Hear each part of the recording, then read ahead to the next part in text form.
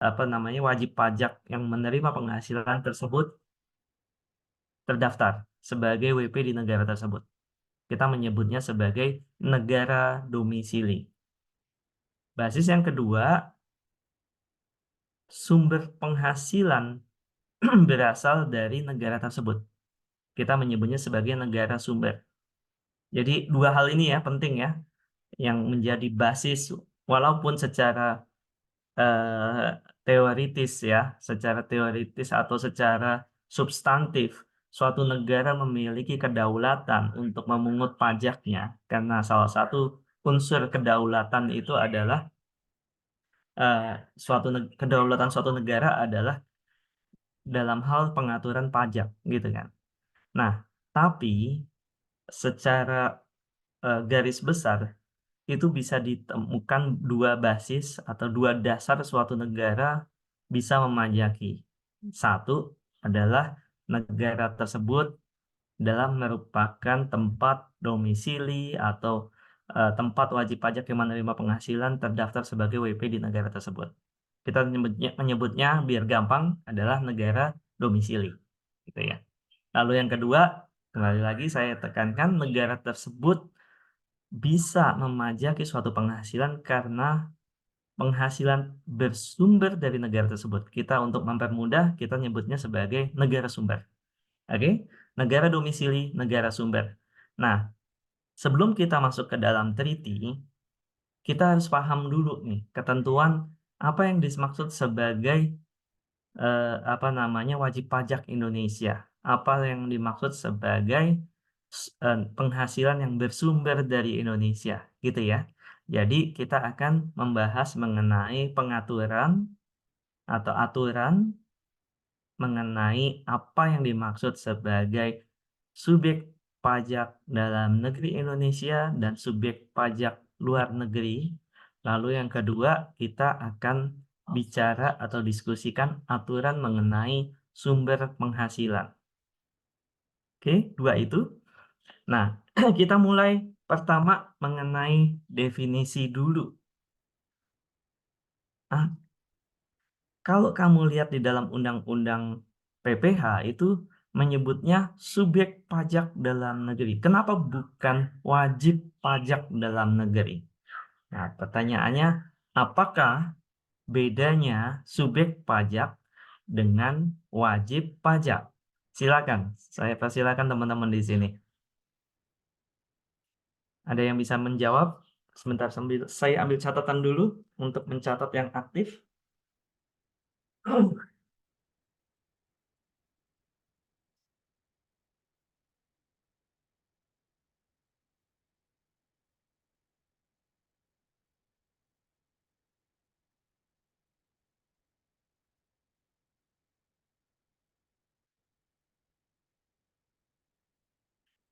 Baik, silakan ada yang bisa menjawab apa bedanya subjek pajak dengan wajib pajak? Saya Mas, izin jawab Ya, Mas. ya. Setahu saya kalau subjek pajak itu, pajak dalam negeri itu, dia itu eh, orang pribadi. Kalau orang pribadi itu, dia tuh bertempat tinggal di Indonesia itu lebih dari 183 hari dalam jangka waktu 12 bulan itu. Kalau dia subjek pajak bisa jadi wajib pajak itu, kalau si subjek pajaknya itu udah berpenghasilan melebihi PTKP. Setahu saya itu, Mas. Oke, jadi kalau sudah menerima penghasilan melebihi PTKP gitu ya. Ya, Tadi baru dia siapa namanya? Ahmad Farhan. Oke, yang lain siap? Sejani. Ya, Ya, Saya mau coba, Mas. ya silakan. Kalau subjek pajak itu dia mungkin atau nggak mungkin punya kewajiban perpajakan tergantung sama aktivitasnya mereka. Tapi kalau wajib pajak itu dia pasti punya kewajiban perpajakan yang harus dipenuhin sama mereka. Gitu sih, Mas. Kalau kalau subjek pajak gimana? Diulangi? Kalau subjek pajak dia mungkin atau nggak mungkin punya kewajiban perpajakannya. Jadi bisa aja dia nggak bukan bukan orang yang wajib harus membayar pajak di sini di Indonesia. Oke, oke. Nah, ada lagi yang lain? Mas, saya mau coba jawab. Coba Arifah. Kalau untuk subjek pajaknya kurang lebih tadi sama kayak Ahmad Farhan ya, Mas. Jadi orang pribadi atau badan yang bertempat tinggal atau bertempat kedudukan di luar Indonesia. Jadi hanya memenuhi syarat subjektifnya aja. Tapi kalau misalnya dia wajib pajak, dia udah harus memenuhi syarat subjektif dan objektifnya. Nah, betul, tepat ya, Arifah. Nah, kita bicara dulu sedikit mengenai subjek pajak. Subjek pajak, ini kan kita bicara subjek hukum pajak. Kalau kita tarik, subjek hukum tuh apa sih, gitu kan? Nah, kamu ini sedikit lebih ke legal ya, teman-teman nanti cari buku tentang pengantar ilmu hukum, cari apa yang dimaksud sebagai subjek hukum.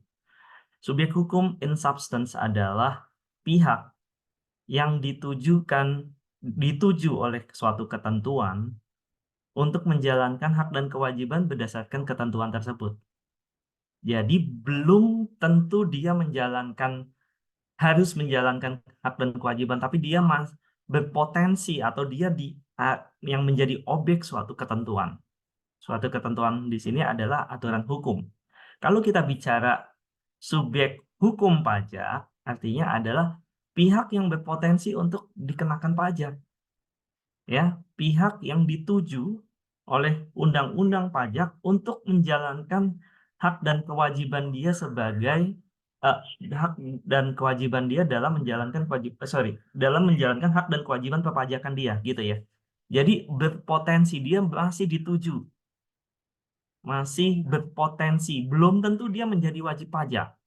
Tadi penjelasan Arifah Alia tepat bahwa kalau subjek pajak baru memenuhi syarat subjektif, sementara untuk menjadi wajib pajak harus memenuhi syarat objektif, gitu ya.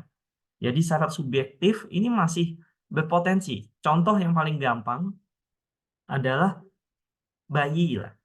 Bayi yang baru lahir, kemudian dia menjadi bintang iklan untuk susu, misalkan, bintang iklan untuk Pampers, bintang iklan untuk produk-produk perawatan bayi.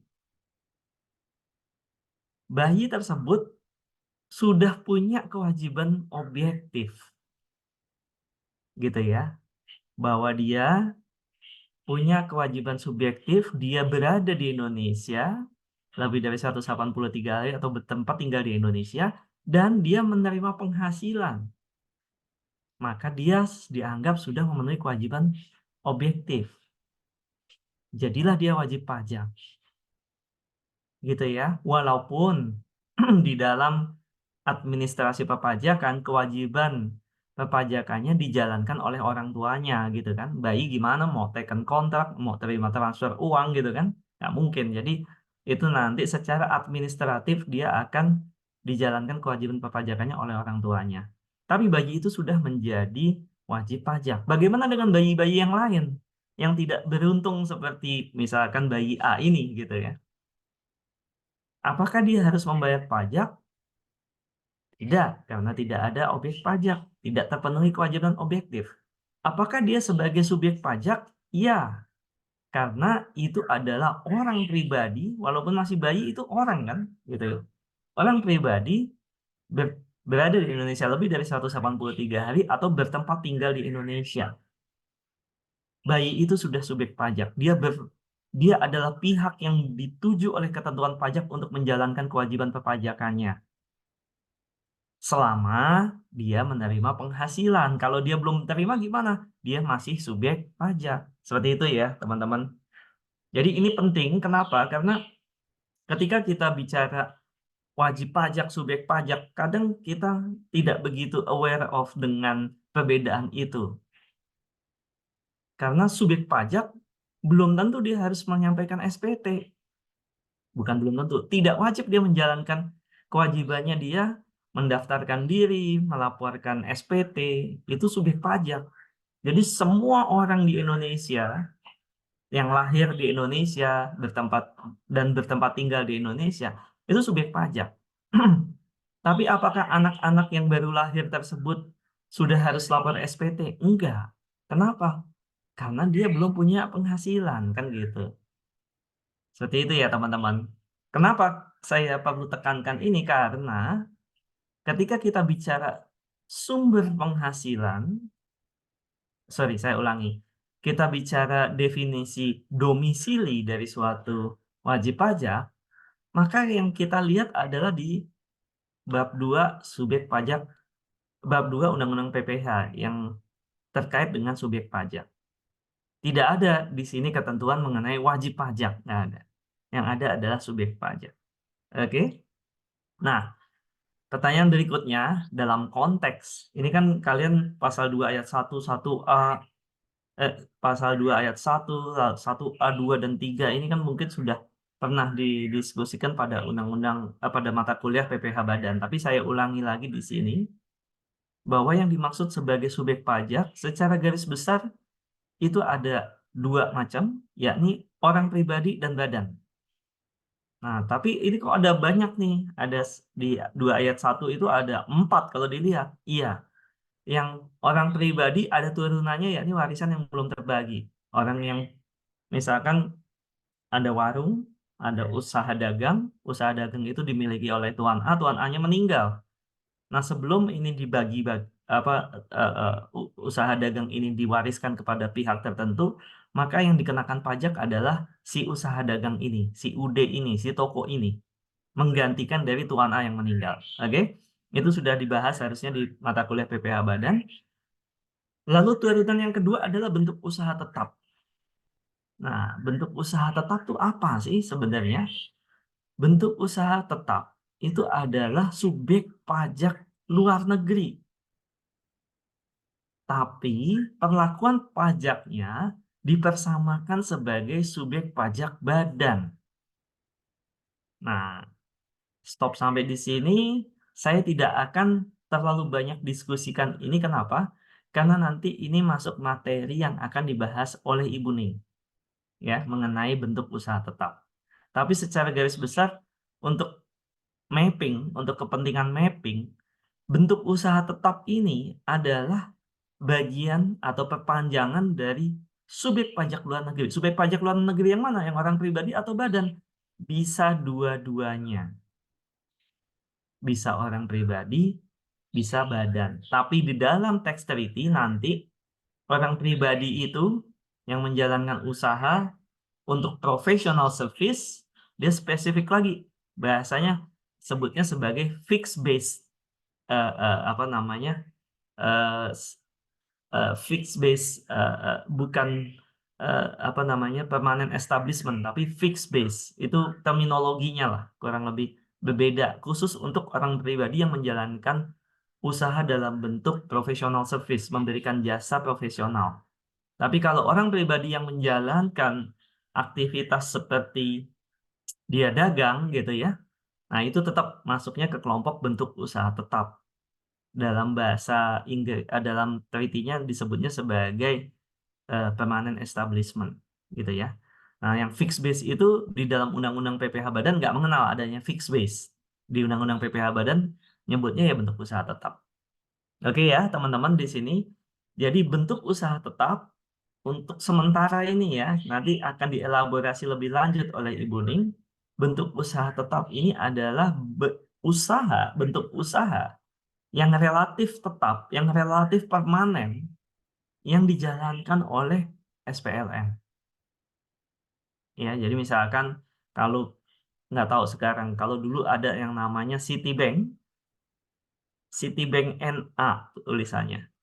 Bukan PT Bank Citibank atau PT Citibank, enggak. Bentuknya dia adalah NA. NA itu adalah semacam PT tapi berdasarkan hukum di luar negeri. Kalau kamu pergi ke Citibank, itu sebenarnya bentuk usaha tetap. Saya nggak tahu sekarang ya. Dulu banyak BUT bank asing seperti HSBC, Citibank gitu ya. Itu banyak bentuknya BUT. Tapi belakangan mulai berkurang karena Bank Indonesia mendorong agar bank-bank asing itu menjadi PT di Indonesia, menjadi bentuk hukum didirikan berdasarkan hukum di Indonesia, tidak boleh atau diarahkan untuk tidak menjadi cabang dari bank asing di luar negeri. Oke? Sehingga beberapa yang sudah convert ya, konversi misalkan HSBC. HSBC itu dulunya PT. Dulunya BUT. Sekarang sudah konversi menjadi PT HSBC. Jadi dia didirikan berdasarkan hukum di Indonesia. Kenapa? Karena itu adalah upaya Bank Indonesia untuk memproteksi nasabah-nasabah yang berasal dari Indonesia. Kalau dia cabang, pusatnya sana bangkrut, maka otomatis cabang di Indonesia tetap ikut bangkrut. Tapi kalau dia PT di Indonesia, dia adalah subsidiary atau anak perusahaan di Indonesia. Ketika si parent company atau si pemegang saham di sana bangkrut, di Indonesia tidak bangkrut. Karena dia adalah separate entity, entitas yang terpisah. Beda dengan cabang tadi, yang BUT tadi. Kasusnya kan dulu bank itu cabang-cabang ya. Di Indonesia ada HSBC tadi yang saya sebutkan, lalu ada Citibank. Nah, itu kalau si Citibank di Amerika sana bangkrut, otomatis di sini bangkrut. Sehingga apa? Hak-haknya atau dana yang disimpan oleh nasabah di Indonesia otomatis kena impact dari status bangkrutnya tersebut. Gitu ya. Itu satu contoh lah untuk memberikan kalian semacam background apa sih yang dimaksud sebagai BUT gitu ya. Sampai di sini ada yang ingin tanyakan? Enggak? Oke, kita lanjut. Sekarang kita elaborasi lebih lanjut apa yang dimaksud sebagai subjek pajak dalam negeri dan subjek pajak luar negeri. Tapi sebelum masuk ke teknis ini, saya hanya mau menekankan kenapa sih harus dibedakan. Nah, ini di sini di pasal 2 ayat 2 ya, ini diberikan penegasan nih. Kalau teman-teman lihat di sini, saya coba besar.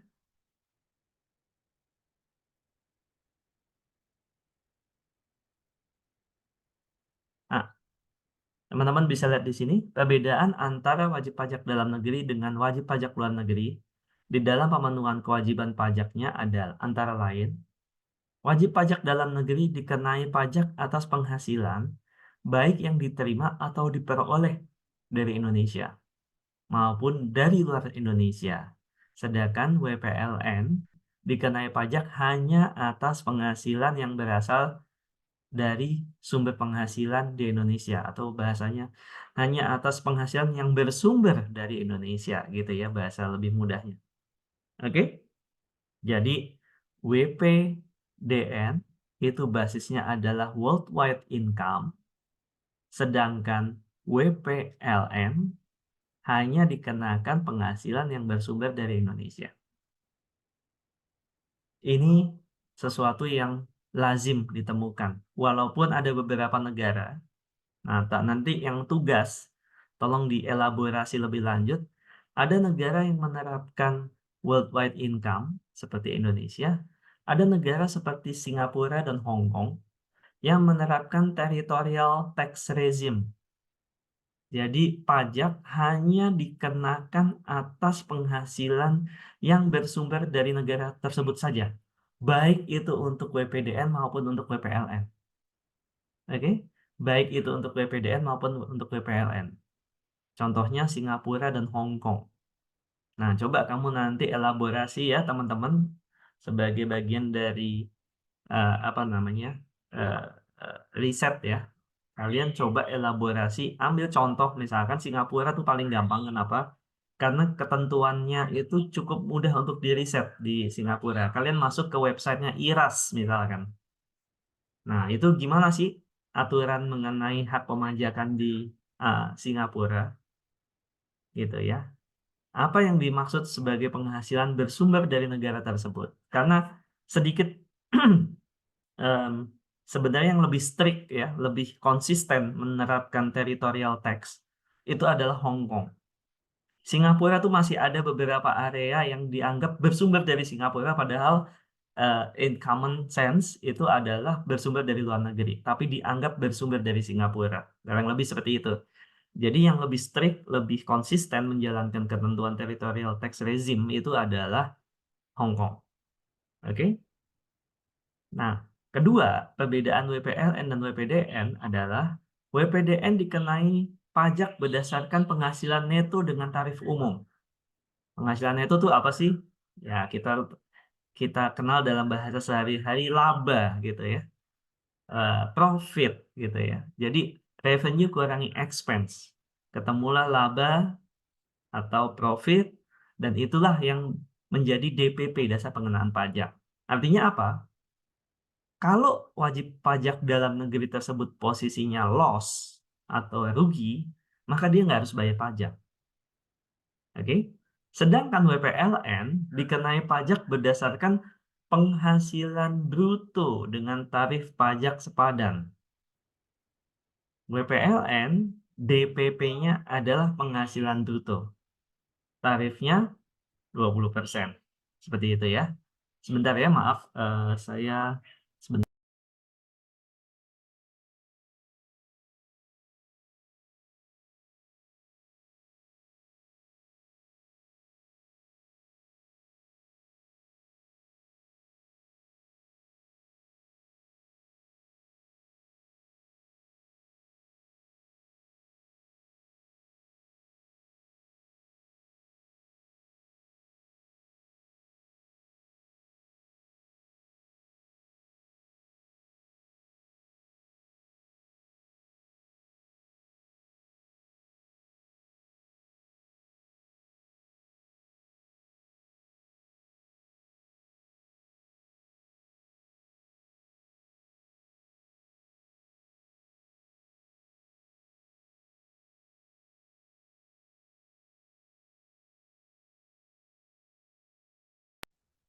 Ya, baik. Baik, saya ulangi ya teman-teman di sini. WPLN dikenai pajak berdasarkan penghasilan bruto. Yang dikenakan pajak adalah di level revenue. Sehingga tidak ada istilah rugi. Ya. Walaupun dia rugi, karena yang dikenakan adalah revenue-nya, maka dia tetap harus bayar pajak. Dengan tarif yang juga relatif lebih besar. Kalau untuk WPDN, tarifnya untuk OP bisa 5%, bisa 10% gitu ya.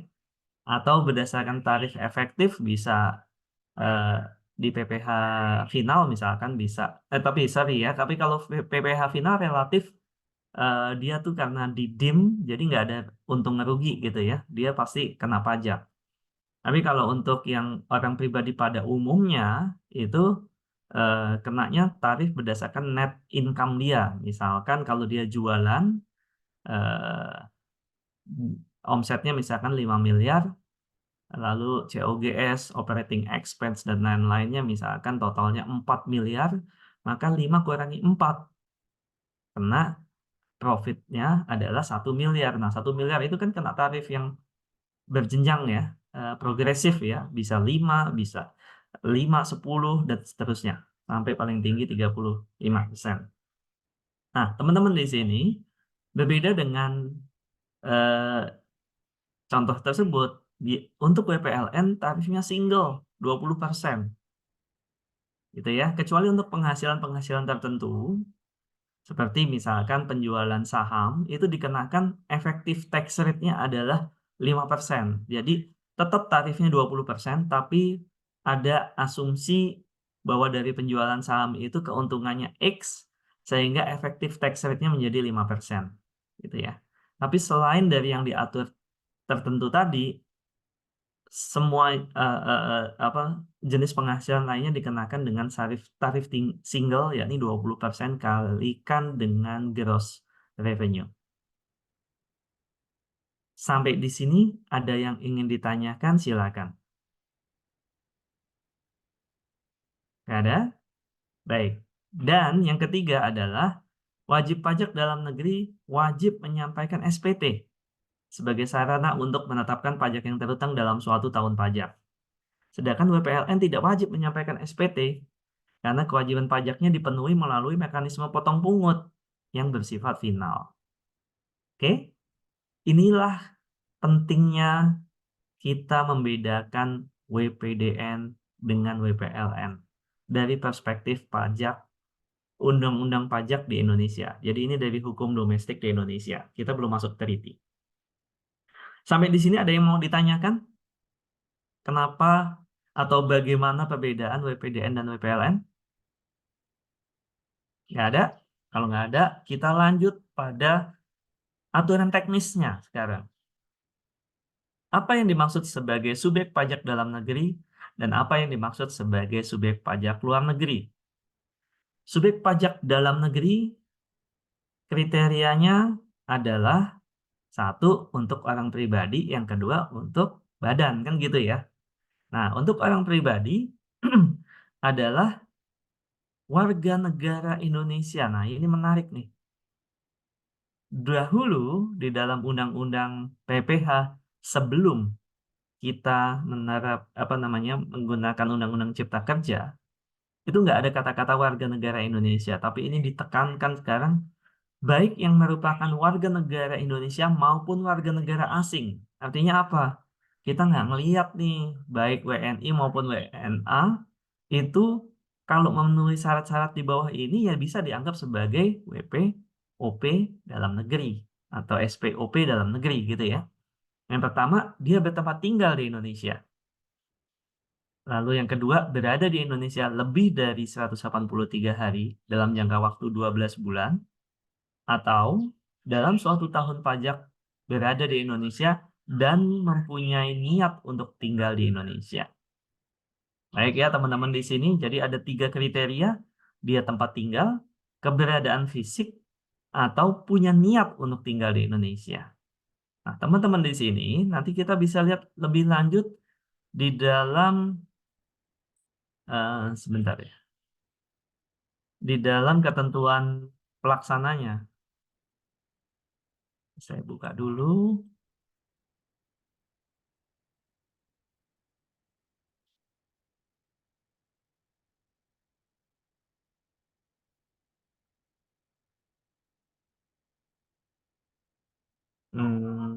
Sebentar ya.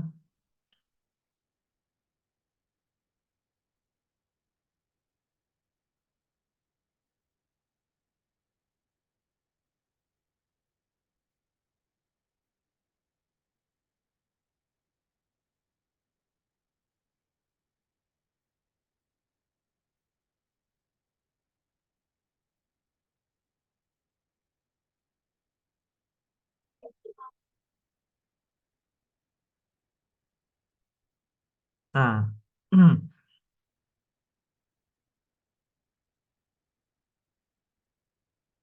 nanti teman-teman bisa lihat lebih lanjut di PMK 18 ya untuk aturan teknisnya atau kriteria lebih rincinya mengenai apa yang dimaksud bertempat tinggal dan lain-lain. Cuma ini kita coba menggunakan summary saja agar teman-teman mudah. Yang pertama, bertempat tinggal di Indonesia. Definisi tempat tinggal di Indonesia itu bisa dilihat dari satu, dia bermukim di suatu tempat di Indonesia yang dikuasai atau dapat digunakan setiap saat, dimiliki, disewa, tersedia untuk digunakan, dan bukan sebagai tempat persinggahan. Jadi dari contoh ini, misal nih ya, ada WNA kerja di Indonesia, dia itu disewakan apartemen oleh perusahaan tempat dia bekerja. Itu adalah bagian dari kontrak kesepakatan dia. Jadi misalkan WNA itu warga negara Australia, misalkan dia bekerja di Indonesia, bagian dari kontrak disebutkan bahwa pihak yang mempekerjakan dia di Indonesia akan memberikan gaji sebesar X rupiah plus fasilitas diantaranya adalah apartemen. Nah, pertanyaannya, apakah dia bisa dikatakan bermukim di Indonesia? Pertama, apartemen itu dikuasai atau dapat digunakan setiap saat. Iya dong. Kalau kamu disewain apartemen, kapan aja dia bisa pakai. Misalkan dia kerja kontraknya 1 tahun atau kontraknya 2 tahun. Dia kasih apartemen kuncinya anytime kamu bisa masuk apartemen tersebut. Kemudian dimiliki, disewa, tersedia untuk digunakan. Nah, ini kata-kata yang penting ya teman-teman. Bahwa tempat tinggal itu tidak harus dimiliki, tapi bisa juga disewa. Oke? Dan bukan suatu tempat persinggahan. Bukan sebagai tempat persinggahan. Oke? Jadi ini kurang lebih ya eh, eh, kalau misal nih ada orang asing dia bekerja di Indonesia, tapi dia bekerjanya apa namanya hanya waktunya pendek atau singkat, dia boleh atau dikasih fasilitas berupa hotel, gitu ya. Ini kalau kamu apa namanya, eh, kalau kamu karena kamu misalkan hanya 2 minggu atau 1 bulan di Indonesia, kamu dibukakan kamar hotel. Nah itu memang disewa, iya, dapat digunakan setiap saat, iya, tapi bisa dibilang itu belum dikatakan tempat tinggal, karena itu tidak dikuasai, tidak disewa dalam jangka waktu yang dimaksud bahwa dia tinggal di situ gitu ya. Hotel hitungannya per hari gitu kan. Anytime dia bisa eh, pergi, dan ketika dia pergi stop udah ininya kan pembayarannya. Berbeda dengan apartemen. Apartemen disewa 1 tahun misalkan. Ya sudah dia pulang ke ke negara asalnya, apartemen itu tetap dikuasai atau dapat digunakan setiap saat oleh si tuan A itu. Beda lah, bukan tempat persinggahan lah seperti hotel tadi. Oke ya, itu mudah-mudahan memberikan ilustrasi kepada teman-teman apa yang dimaksud dengan bermukim. Itu satu kriteria. Lalu kriteria kedua, ini atau ya, pilihan, berarti artinya salah satu terpenuhi selesai. Artinya bisa memenuhi syarat sebagai tempat tinggal di Indonesia. Yang kedua adalah memiliki pusat kegiatan utama di Indonesia. Pusat kegiatan utama itu bisa dilihat dari perspektif pribadi. Misalkan kalau pribadi itu apa? Misalkan dia, ya memang dia nggak punya aktivitas lainnya, tidak pergi ke negara-negara lainnya, ya di Indonesia saja. Kedua, dia bawa keluarga ke Indonesia, misalkan. Nah, itu pribadi. Sosial, ya tentu dia punya kerabat dan lain-lain. Ekonomi dan atau keuangan dilihat dari pekerjaannya. Sebenarnya pusatnya ada di mana sih? Ketika Mr. A dari Australia datang ke Indonesia, dia dipekerjakan sebagai pegawai atau direktur di suatu PT di Indonesia, maka secara pribadi, misalkan dia bawa keluarga, dan dia secara ekonomi itu pusatnya di Indonesia karena memang pekerjaan utamanya bergeser dari Australia ke Indonesia. Oke? Atau menjalankan kegiatan sehari-hari atau kebiasaan di Indonesia.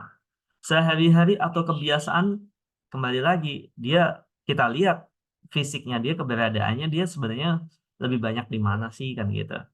Misalkan dia apa regional manager misalkan. Dia ditunjuk sebagai regional manager, dia harus mensupervisi pekerjaan-pekerjaan yang ada, perusahaan-perusahaan yang ada di Asia Tenggara misalkan.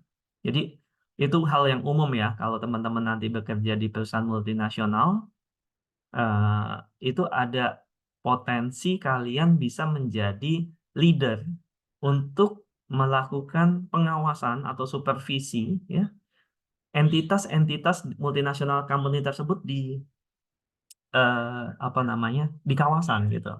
Saya punya kawan dari eh, Visip. Waktu itu kita kan nggak ada via ya, jadi waktu itu masih D3 pajak Visip ya. Kalau sekarang kita bedanya berarti via dan vokasi gitu ya. Dulu masih satu.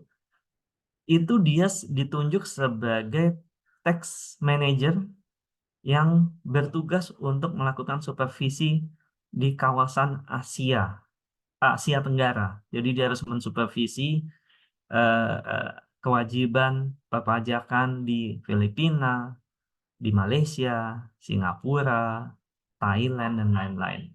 Gitu ya. Jadi dia kerjanya tuh bisa saja selain dia kerja di Indonesia, tapi dia juga harus, misalkan Filipina harus sedang diaudit, dia harus turun ke Filipina, ya dia pergi ke Filipina. Malaysia diaudit atau diperiksa oleh otoritas pajak Malaysia, dia pergi ke Malaysia, seperti itu. Cuma kalau pindah-pindah itu gimana jadinya? Nah, lihat kebiasaan dia ada di mana. Ya kalau nggak ada kejadian apa-apa di negara-negara tersebut, ya dia di Indonesia aja. Keluarganya di Indonesia. Dia dipekerjakan oleh PT di Indonesia. Walaupun karena PT itu bagian dari perusahaan multinasional dan dia harus mensupervisi negara lain, tapi pekerjaannya dia sendiri, kontraknya dia sendiri dengan PT di Indonesia. Kayak gitu ya contoh. Jadi makin ke depan kalian nanti akan menghadapi situasi yang lebih global gitu ya. Kalian akan bekerja, mensupervisi, eh, memungkinkan untuk mendapatkan kesempatan itu untuk bekerja mensupervisi pekerjaan orang-orang lain di negara-negara lain gitu ya. Baik, sampai di sini ada yang ingin ditanyakan mengenai definisi tempat tinggal. Ini baru satu ya, baru tempat tinggal, belum yang lain-lain nih. Ada yang ingin ditanyakan, silakan. Nggak ada? Kalau nggak ada, saya anggap jelas ya. Berikutnya adalah berada di Indonesia lebih dari 183 hari dalam jangka waktu 12 bulan. Ini yang sudah kita pelajari di mata kuliah PPH Badan gitu ya. Jadi kalau kayak gitu kita tinggal hitung aja berapa hari dia di Indonesia gitu. Baik secara terus-menerus atau terputus-putus. Itu dia bolak-balik mondar-mandir ya tinggal dilihat aja di lapangan atau prakteknya bagaimana nih cara menghitungnya. Tinggal lihat aja di paspor. Kalau kamu orang asing pergi dari sampai di Indonesia itu ada cap paspor arrival. Nanti pergi, departure, ada capnya lagi. Balik lagi ke Indonesia, arrival lagi. Pergi, ada capnya lagi. Gitu ya. Jadi dari situ akan ketahuan nih dia datang di Indonesia tanggal segini sampai tanggal segini. Dia pergi, balik lagi tanggal segini sampai tanggal segini. Seterusnya. Oke? Nanti dalam 12 bulan itu diakumulasikan. Gitu kan. Diakumulasikan berapa banyak hari berapa hari dia di Indonesia. Bagian dari hari dihitung penuh sebagai satu hari gitu ya. Dia datangnya jam 11 malam, cap dari imigrasinya jam 11 malam di Indonesia, tetap itu berarti udah hitungannya satu hari gitu. Kalaupun dari 24 jam, dia tinggal 1 jam sebenarnya di Indonesia. Seperti itu ya.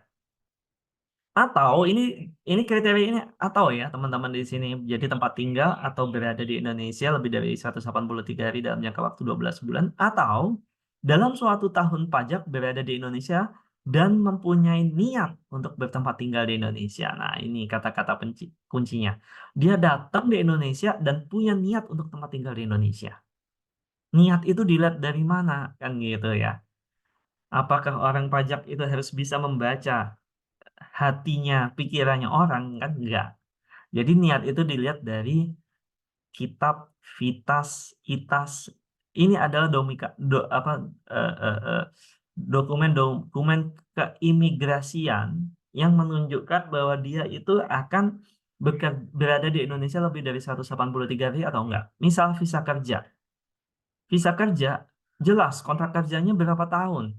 Dikasih izin sekian tahun gitu ya. Kita bicara dalam konteks pekerja yang legal, bukan pekerja yang ilegal gitu kan. Kalau pekerja legal, ketika dia punya kontrak, perusahaan yang mempekerjakan biasanya akan membantu untuk mengurus kitasnya atau vitasnya gitu ya. Izin kerjanya dia itu nanti akan ada kaitannya dengan visa, izin dia untuk bekerja di Indonesia gitu ya. Nah, itu ketahuan nanti. Misalkan kontraknya 2 tahun, ya izin kerjanya, visa untuk bekerjanya ya 2 tahun. Dari situ ketahuan, oh dia akan mempunyai niat untuk tinggal di Indonesia lebih dari 183 hari. Bisa juga dari kontrak kerja, misalkan orang udah dikontrak, namun visanya belum selesai gitu, belum keluar, dia langsung datang gitu. Itu bisa dilihat dari kontrak kerja, walaupun sebenarnya eh, harusnya orang tersebut izin kerjanya, visanya beres dulu harusnya yang standar kan gitu, baru orangnya datang gitu. Dan dokumen lain, misalkan kontrak sewa lebih dari 183 hari atau dokumen pemindahan anggota keluarga. Oke? Jadi salah satu dari eh, eh, dokumen-dokumen tersebut bisa menjadi dasar wajib pajak untuk menentukan bahwa ini adalah WPDN atau SPDN atau SPLN. Ini yang bagian ini khusus kita bicara ini semua untuk orang pribadi.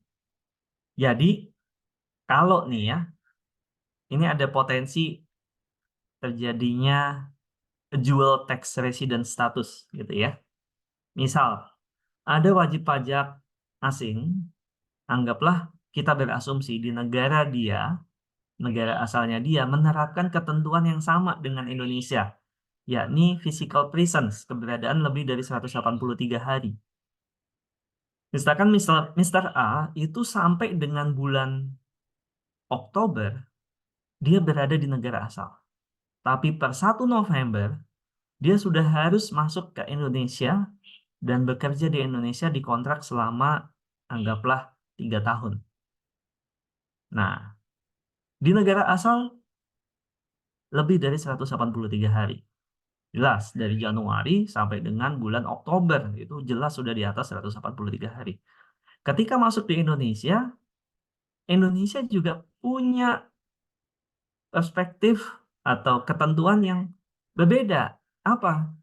Karena dia punya kontrak kerja dan visa bekerja untuk 3 tahun ke depan, maka dia sudah dianggap sebagai SPDN as of 1 November.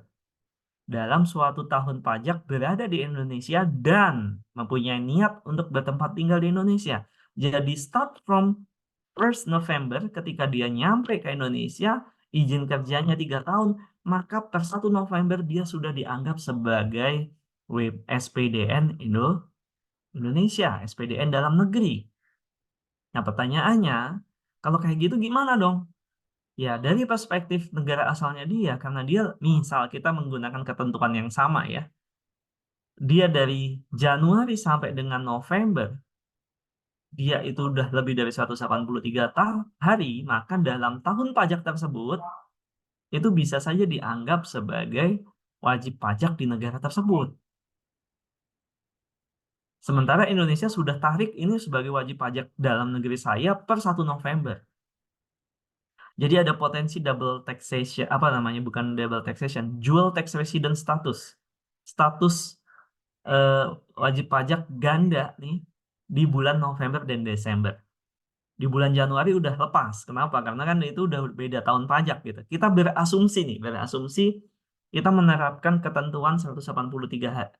Ketentuan 183 hari berlaku di negara asal dari orang tersebut. Nah, ketika terjadi dual tax resident status, maka tax treaty mengatur apa yang disebut sebagai tiebreaker rules. Nanti kita akan lihat sedikit. Saya perlu cek dulu apakah tiebreaker rules ini masuk ke dalam, nanti masuk ke pertemuan tanggal 26 Februari ya. Nanti di situ ada resident dan fiscal domicile, kemudian pemecahan dual tax residence dan kasus. Ini nanti akan dibahas oleh Ibu Ning. Oke? Baik. Jadi ini adalah kriteria OP yang menjadi SPDN. Nah, sampai di sini ada yang ingin tanyakan? Nah, menjadi masalah adalah ketika WNI berada di luar Indonesia lebih dari 183 hari dalam jangka waktu 12 bulan. Dahulu, ini menjadi masalah kenapa? Karena tidak diatur secara spesifik. Dan ketentuan mengenai pencabutan NPWP itu hanya berlaku untuk 2 hal, yakni orang pribadi tersebut meninggalkan Indonesia selama-lamanya atau dia meninggalkan dunia atau alias meninggal gitu ya. Nah, dalam konteks ini Undang-Undang Cipta Kerja memberikan penjelasan yang lebih spesifik. Makanya dia kata-katanya ada WNI, ada WNA.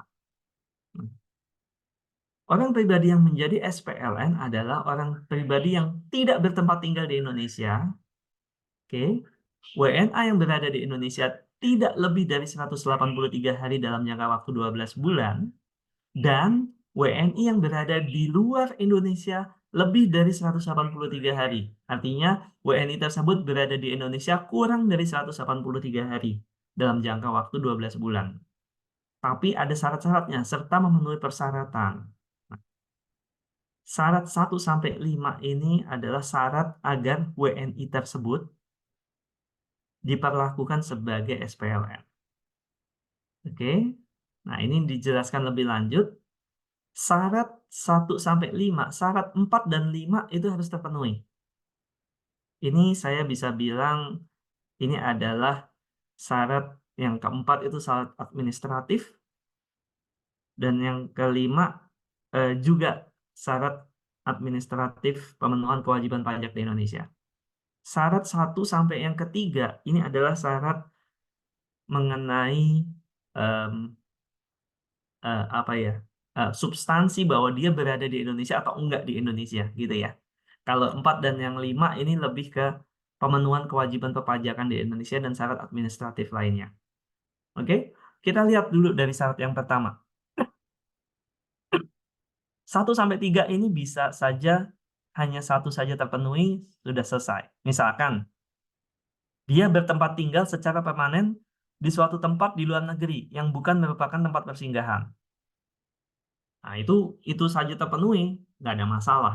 Berarti ya sudah, syarat yang nomor satunya cukup untuk menyebut dia sebagai substansi, dia adalah SPLN. Tapi 4 dan 5 tetap harus dipenuhi, gitu ya. Cuma bisa jadi masalah ketika WNI tersebut punya tempat tinggal yang permanen di luar negeri, namun dia juga punya tempat tinggal di Indonesia. Contoh, Tuan Budi. Tuan Budi, dia itu dikontrak, dia kerja di, anggaplah BNI, Bank Negara Indonesia. Nah, BNI itu kan punya cabang di luar negeri. Singkat cerita, dia ditunjuk, udah kamu menjadi kepala cabang di luar negeri. Masalah BNI itu ada di Hong Kong, nggak salah ya. Anggaplah dia ditugaskan ke Hong Kong. Di sana, kamu tentunya sebagai pegawai BNI di luar negeri dicarikan tempat tinggal. Di sana dia disewakan apartemen. Oke? Apakah dia punya tempat tinggal secara permanen di luar negeri? Iya. Apakah dia punya tempat tinggal di Indonesia? Iya, asumsi dia punya rumah di Indonesia. Rumahnya nggak dia jual, orang dia ditugasin ke luar negeri cuma 3 tahun misalkan. Nanti balik lagi ke Indonesia, ya sudah. Jadi dia bertempat tinggal secara permanen di suatu tempat di luar negeri, iya. Tapi dia juga punya tempat tinggal di Indonesia. Nah, ini jadi masalah. Jadi yang mana nih yang dilihat gitu. Nah, ada persoalan yang lain juga, yakni PKU atau pusat kegiatan utama di luar Indonesia yang dibuktikan dengan sumber penghasilan berasal dari luar Indonesia, suami, istri, anak-anak keluarga tinggal di luar Indonesia, dan atau menjadi anggota organisasi agama, pendidikan, sosial, kemasyarakatan yang diakui pemerintah setempat. Serta yang ketiga, memiliki tempat menjalankan kebiasaan atau kegiatan sehari-hari di luar Indonesia. Nah, ini juga menjadi semakin kompleks lagi nih. Tuan Budi pergi ke Hong Kong, tapi anak istrinya tetap di Indonesia. Nah, itu gimana tuh? Nah, dalam konteks ini, dari perspektif hukum di Indonesia, lihat, persyaratan 1-3 dipenuhi secara berjenjang, yang mana bertempat tinggal di luar negeri merupakan persyaratan yang harus dipenuhi. Jadi ini adalah persyaratan mutlak. Tapi bisa jadi double-double nih. Kenapa? Karena belum tentu settle nih. Kenapa? Karena ada potensi dia punya anak, punya keluarga ditinggal di Indonesia. Dia punya rumah yang ditinggal di Indonesia, yang setiap saat dia bisa masuk ke rumah itu kalau dia mau pulang, gitu kan? Nah, jika WNI memenuhi bertempat tinggal di Indonesia dan tidak lagi memenuhi bertempat tinggal di Indonesia, artinya dia benar-benar nggak punya tempat tinggal, dia tidak punya akses untuk tinggal di Indonesia, maka tidak perlu lagi dilanjutkan pemenuhan syarat 2 dan 3. Jika WNI tersebut yang bersangkutan memenuhi tempat tinggal di luar negeri sekaligus bertempat tinggal di Indonesia, maka dilanjutkan dengan persyaratan angka 2. Jika WNI memenuhi persyaratan PKU di luar negeri dan tidak terdapat PKU di Indonesia, maka tidak perlu dilanjutkan dalam persyaratan angka 3. Jadi, dilihat di sininya. Kalau di sini ini ada agak ambigu dan atau, tapi kalau saya melihat kalau dia penghasilan berasal dari Indonesia, itu sudah memenuhi syarat bahwa dia pusat kegiatan utamanya di luar Indonesia. Oke ya. Kemudian, jika WNI memenuhi persyarat PKU di luar negeri dan tidak terdapat PKU di Indonesia, tidak perlu dilanjut. Jika WNI tersebut ternyata memiliki PKU yang terdapat di dalam maupun di luar Indonesia. Artinya apa? Sumber penghasilannya di Indonesia, tapi anak istri, sumber penghasilannya dari Hong Kong. Dia bekerja di cabang BNI cabang Hong Kong.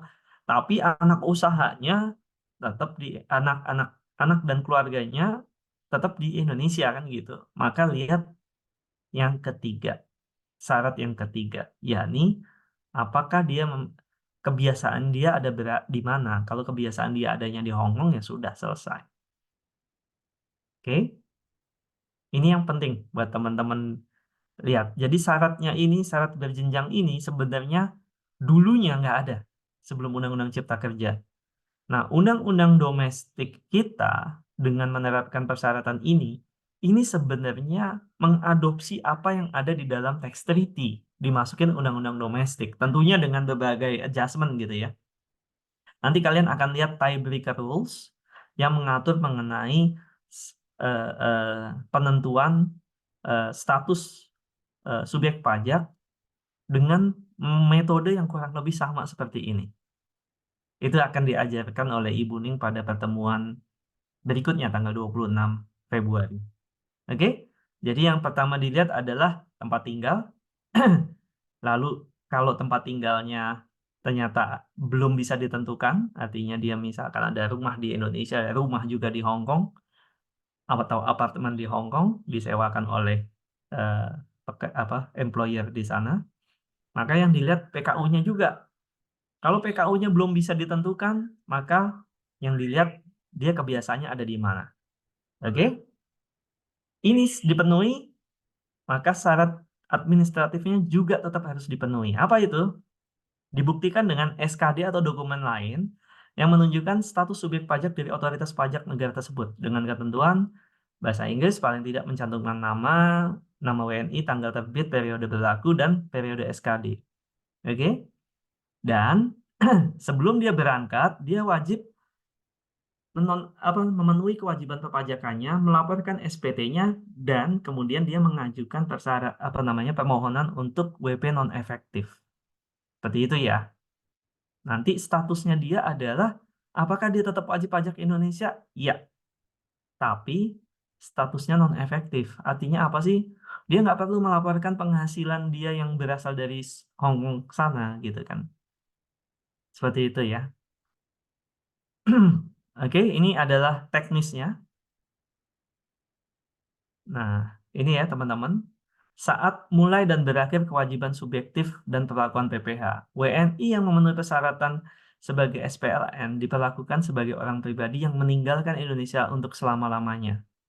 Diperlakukan sebagai orang yang meninggalkan Indonesia untuk selama-lamanya. Undang-undang tadi saya katakan kan dulu kewajiban subjektif itu selesai kapan?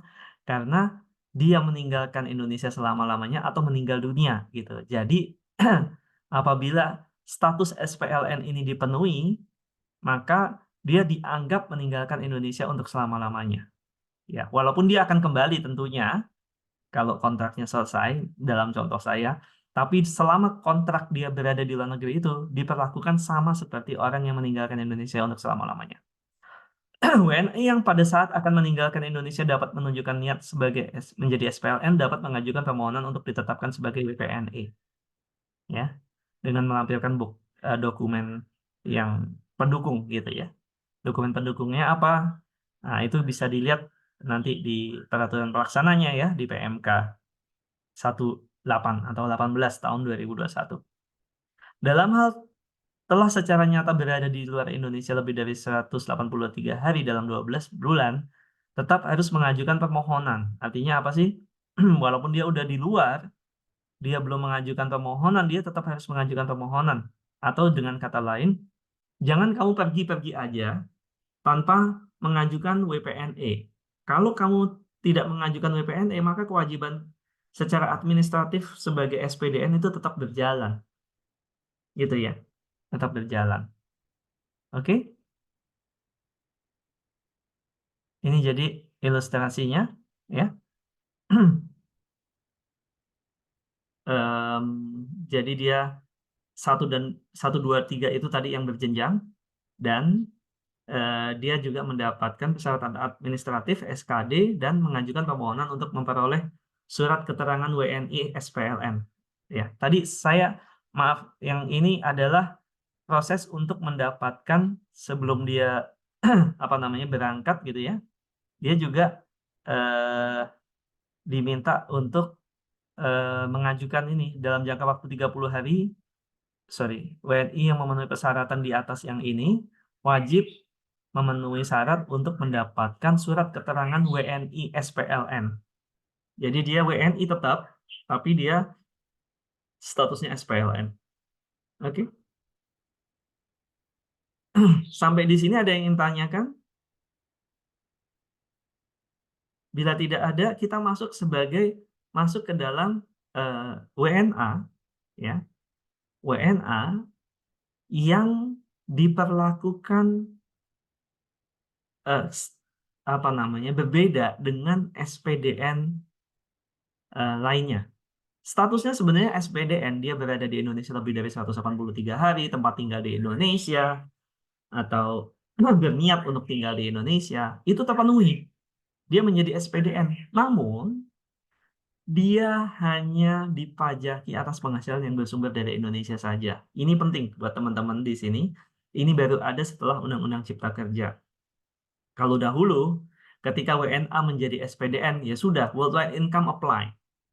Ya, ketentuan pajak yang dikenakan dari baik yang bersumber dari Indonesia maupun dari luar Indonesia itu berlaku. Tapi dalam kasus ini ada ketentuan transisi gitu ya. Jadi ini hal yang secara teoritis banyak diterapkan di negara lain. Untuk wajib pajak yang memiliki keahlian tertentu, Anda hanya dipajaki atas penghasilan yang bersumber dari Indonesia saja. Jadi worldwide income-nya tidak berlaku ketentuan worldwide income-nya. Yakni apabila WNA tersebut memiliki keahlian tertentu dan berlaku selama 4 tahun sejak menjadi SPDN. Oke ya, hanya berlaku 4 tahun yang dihitung sejak menjadi SPDN. Termasuk dalam pengertian penghasilan yang diterima atau diperoleh dari Indonesia, berupa penghasilan yang diterima atau diperoleh WNA tersebut sehubungan dengan pekerjaan, jasa, atau kegiatan di Indonesia dengan nama dan dalam bentuk apapun yang dibayarkan di luar Indonesia. Hati-hati ya. Jadi tidak dilihat siapa yang bayar, bisa dibayarin di Indonesia, bisa dibayarkan dari luar Indonesia. Contoh nih misal ada ini perusahaan multinasional, ada subsidiary atau anak perusahaan di Indonesia. Namun untuk kebutuhan misalkan manufacturing dibutuhkan keahlian khusus. Didatangkanlah tenaga ahli dari subsidiary dari affiliated company. Misalkan perusahaan afiliasinya datang dari Eropa. Tapi kontraknya disebutkan gini. Nanti orang yang dikirimkan oleh perusahaan afiliasi dari Eropa sana akan dibayar oleh PT di Eropa sana, nggak dibayar oleh PT di Indonesia. Oh, terus gimana dong? Nanti PT Indonesia akan ditagih oleh PT di Eropa sana. Jadi mekanismenya gitu ya. Instead of dia dibayar langsung oleh PT di Indonesia, bisa saja nanti kalian belajar transfer pricing, ini tetap pegawai saya, tetap pegawainya X Corporation dari Eropa. Kontrak antara Indonesia dengan PT di Indonesia dengan X Corporation di Singapura adalah kontrak jasa, gitu ya. Saya memberikan technical service, saya memberikan jasa teknis. Maka nanti saya akan charge jumlahnya X rupiah atau X euro Karena di situ nanti ada komponen gajinya si orang ini plus markup. Nanti kalian akan belajar mengenai transfer pricing, di mana ketika ada transaksi antar pihak yang memiliki hubungan istimewa, maka nilai atau harga yang disepakati harus harga as if seakan-akan X Corporation dengan PT A di Indonesia tidak memiliki hubungan istimewa. Artinya apa sih? Ketika X Corporation mengirimkan pegawainya ke Indonesia, ya jangan PT X Corporation-nya nggak ngambil untung. Kalau kita bicara dari perspektif transfer pricing. Artinya apa? X Corporation boleh ngambil markup.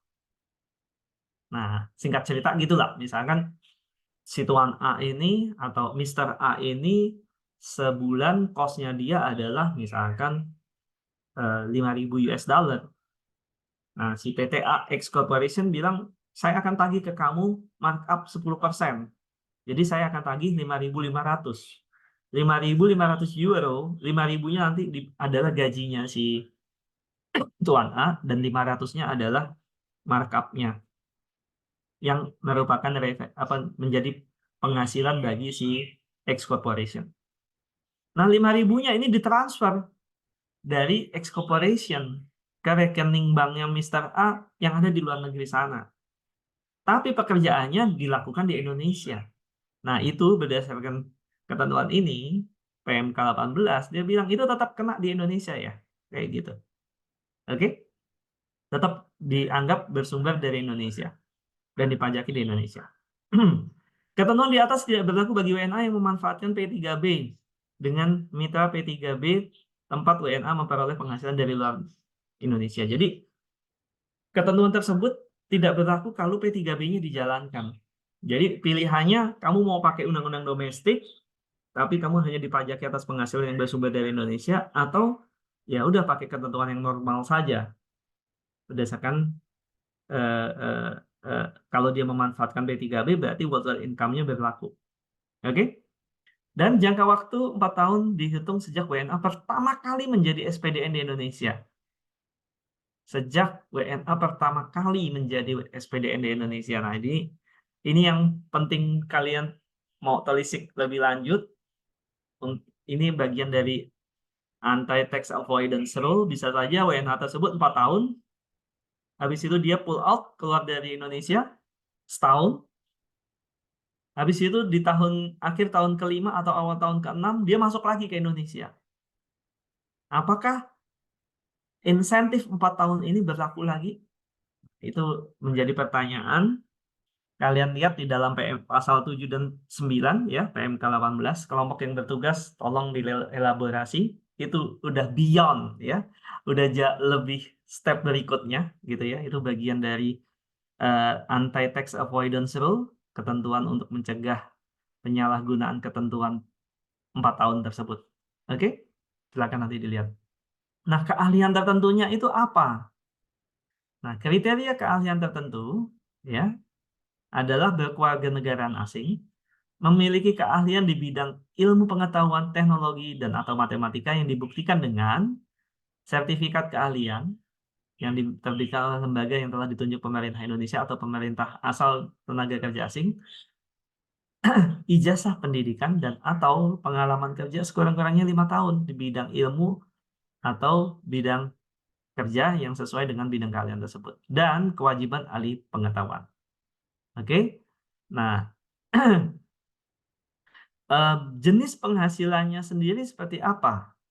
Oke? Yang jadi pertanyaan, jenis penghasilan, jenis keahliannya itu apa? Gitu kan? Keahliannya diatur di dalam pasal, di dalam PMK. Kamu bisa lihat di sini contohnya. Ini terlihat nggak yang PMK yang saya buka? Terlihat, Mas. Lihat ya. Contoh adalah ahli kimia, ahli geologi, dan lain sebagainya. Ini bisa dilihat di sini. Oke, teman-teman di sini. Jadi, jenis keahliannya bisa dilihat di aturan PMK tersebut.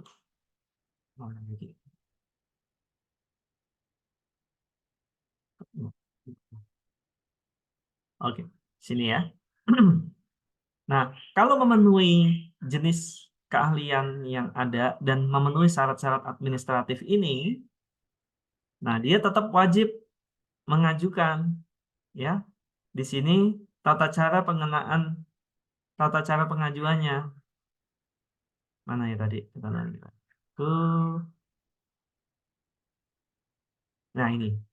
WNA yang memilih untuk dikenai PPh hanya atas penghasilan yang diterima atau diperoleh dari Indonesia harus mengajukan permohonan secara elektronik melalui saluran tertentu yang ditetapkan DJP. Dalam hal saluran tertentu belum tersedia, permohonan dapat dilakukan secara langsung atau melalui pos. Oke. Lalu Dirjen Pajak melakukan penelitian atas permohonan tersebut. Dan dalam jangka waktu 10 hari kerja, maka sudah harus ada keputusan menerima atau menolak. Itu untuk memberikan kepastian hukum. Ya. Sebagai contoh, kita masuk ke ilustrasi 2 misalkan ya. Mr. AB merupakan warga negara Jepang. Pada tanggal 2 Januari 2018, Mr. AB menandatangani kontrak kerja selama 1 tahun dengan perusahaan konstruksi PT DEF di Indonesia untuk menduduki jabatan sebagai manajer pengembangan bisnis. Kemudian, Mr. AB telah terdaftar di KPP yang wilayah kerjanya meliputi lokasi tempat tinggalnya pada tanggal 2 Januari 2018. Setelah kontrak berakhir, Mr. AB kembali ke Jepang dan menetap di sana.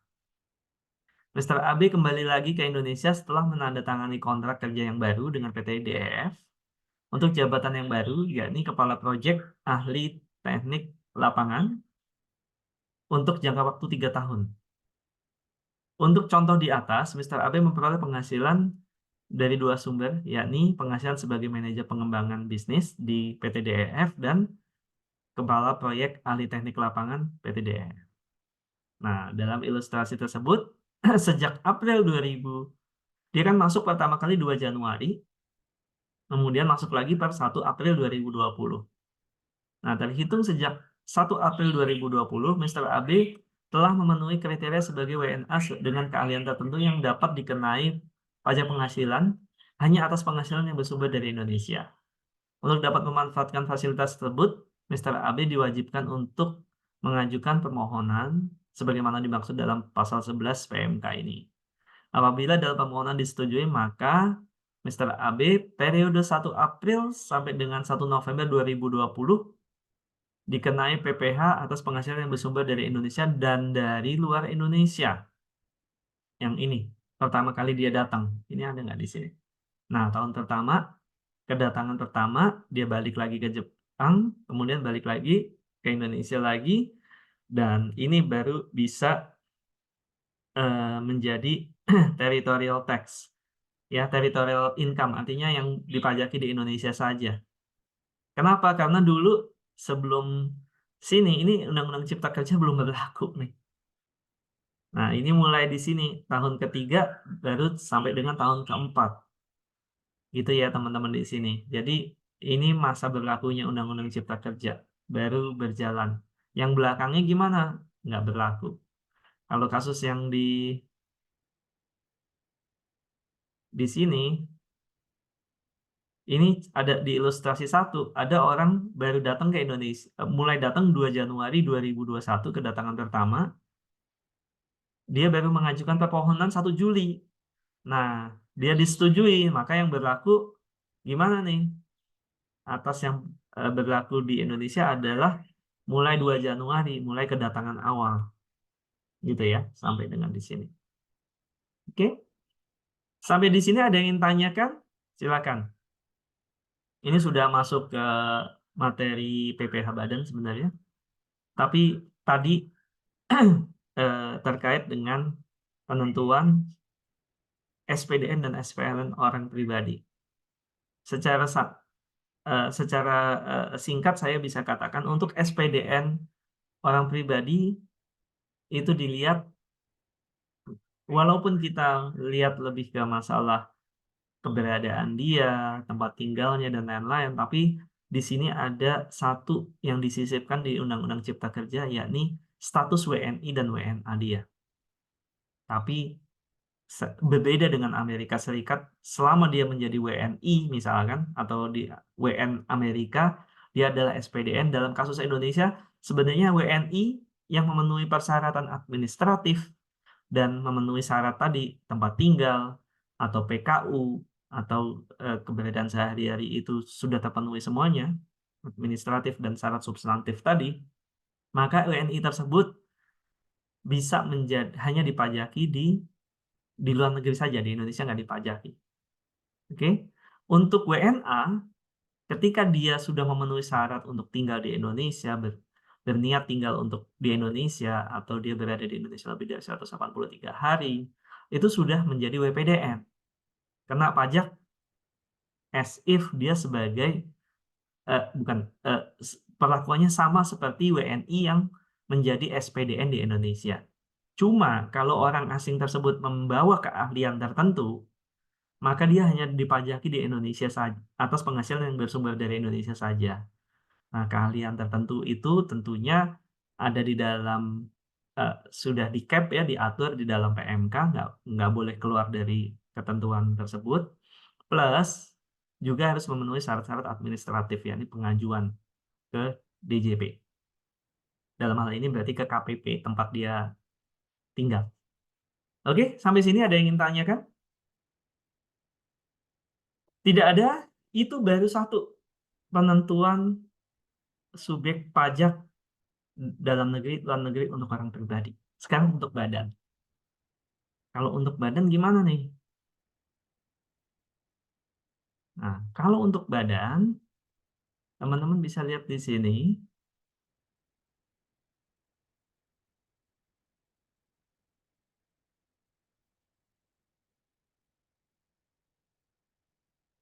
Badan yang didirikan atau bertempat kedudukan di Indonesia.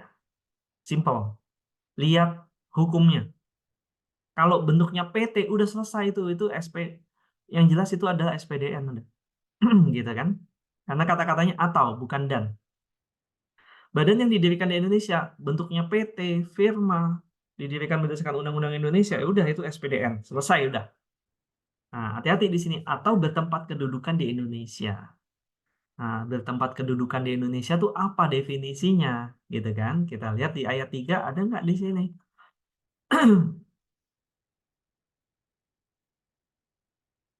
Subjek pajak dalam luar negeri adalah, Nah, unfortunately di sini cukup jelas, gitu ya.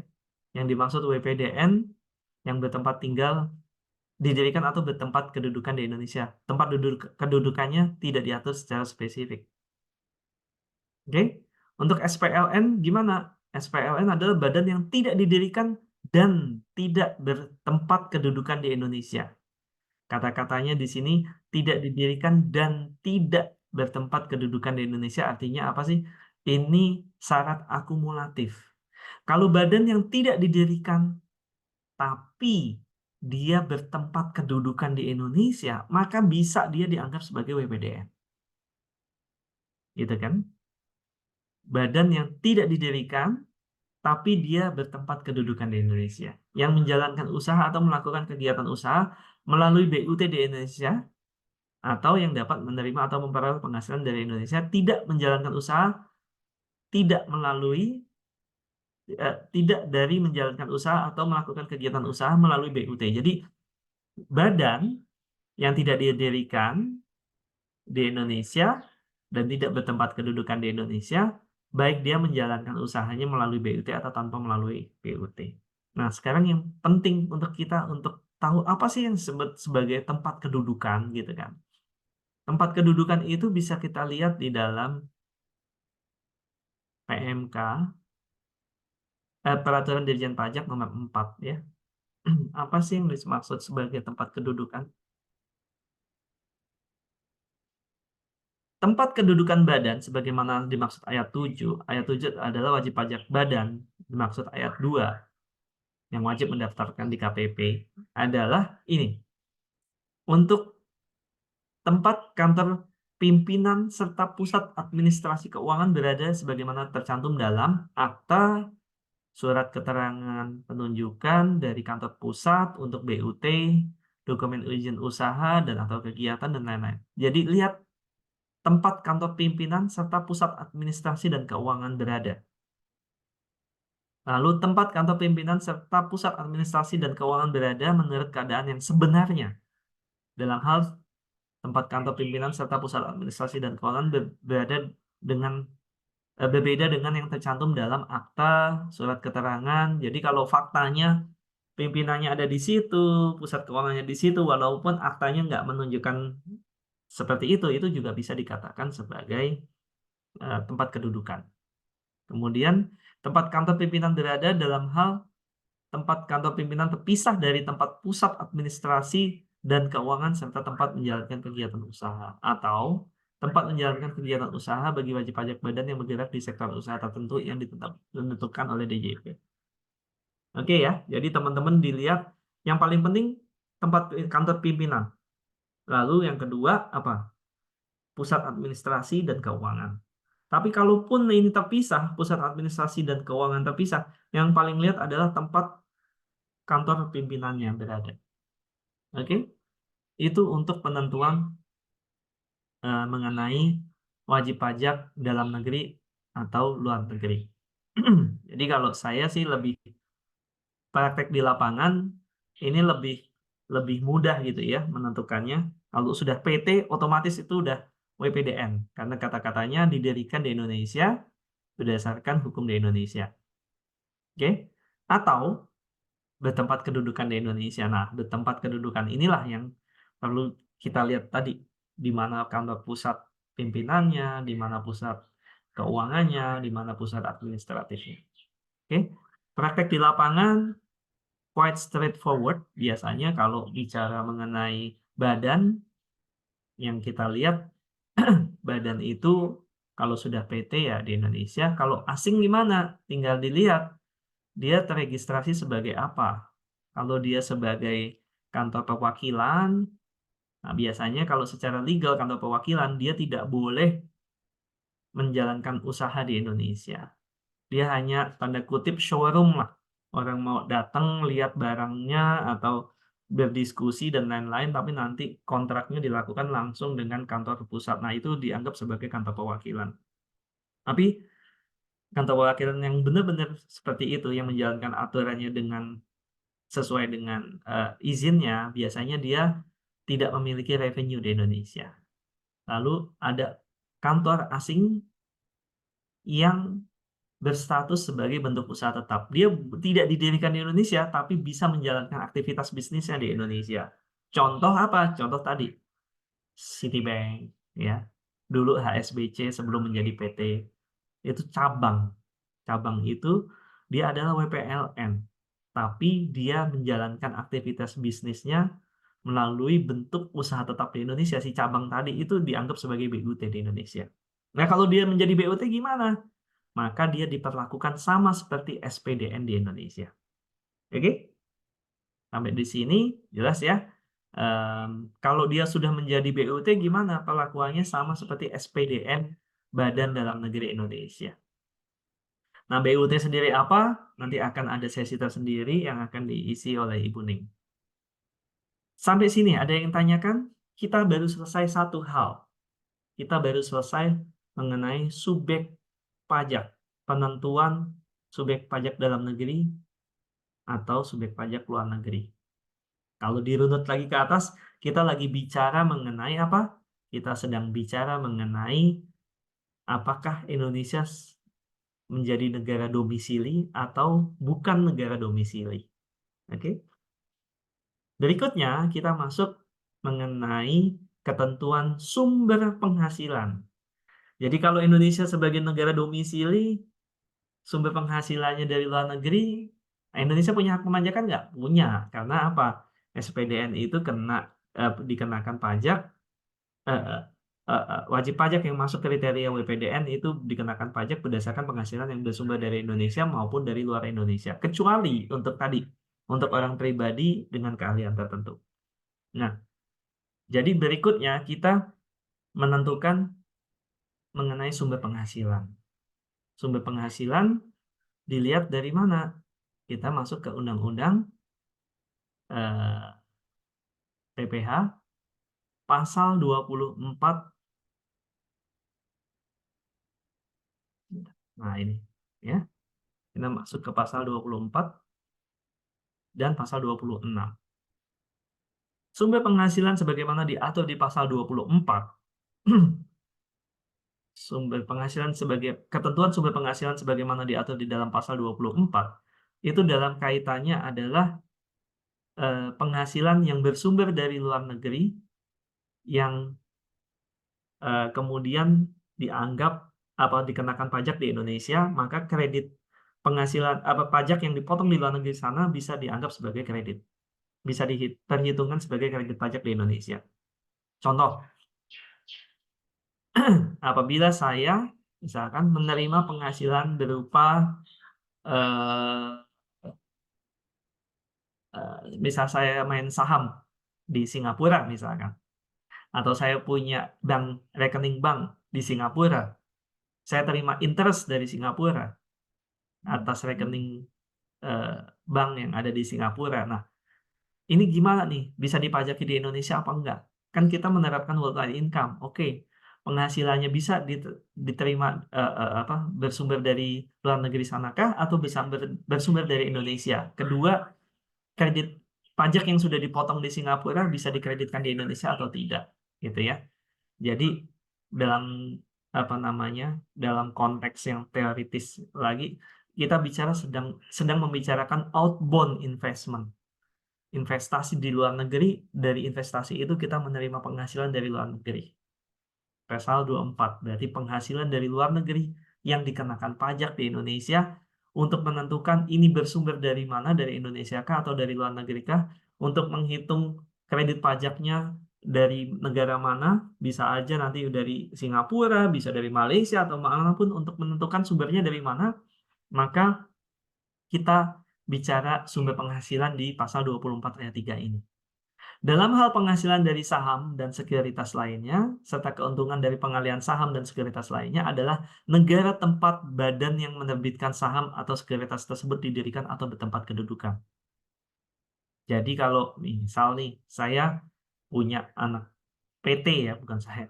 PT ABC punya subsidiary di Singapura, X Corporation di Singapura.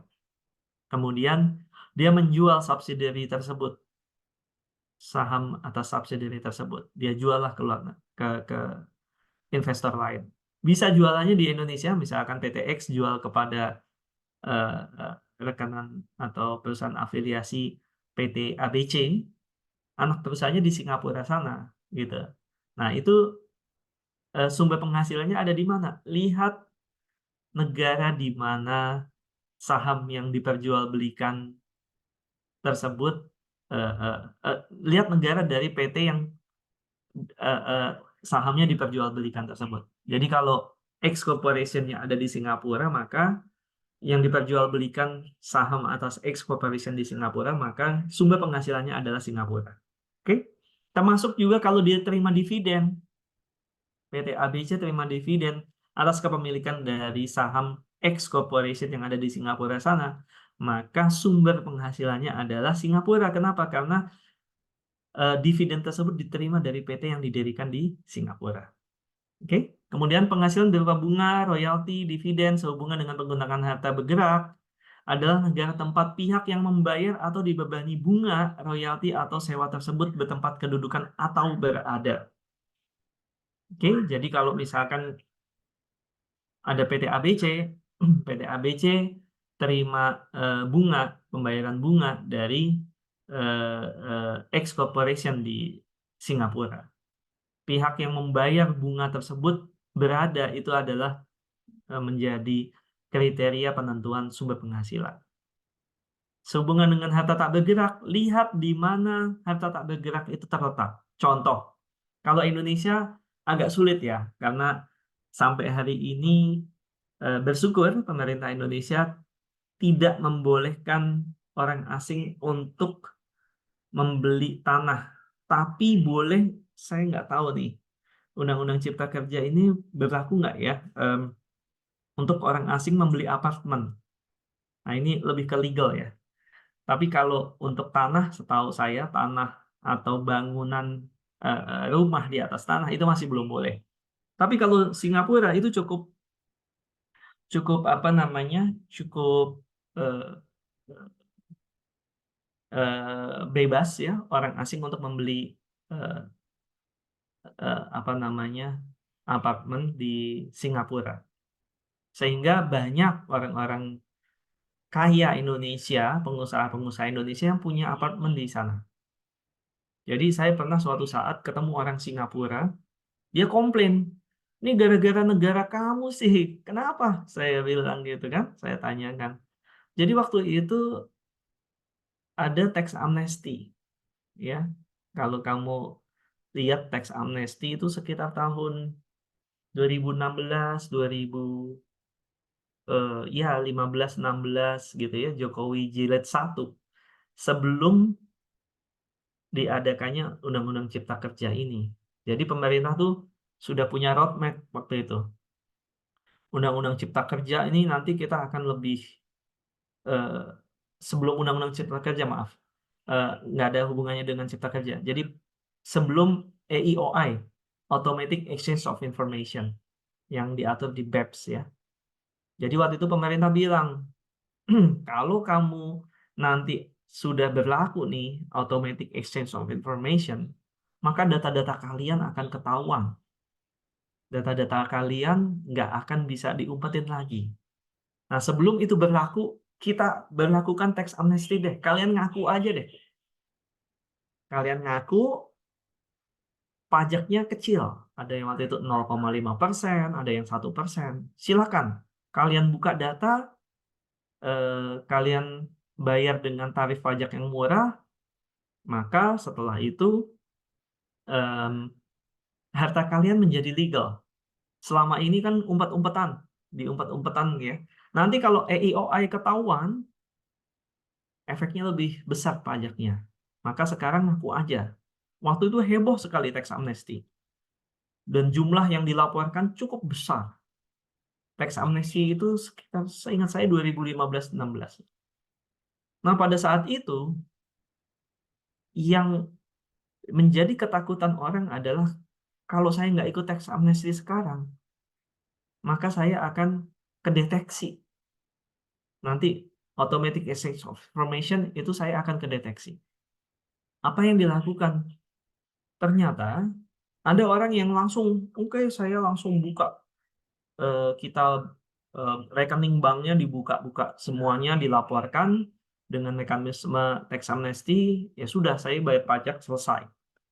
Maka harta saya menjadi legal.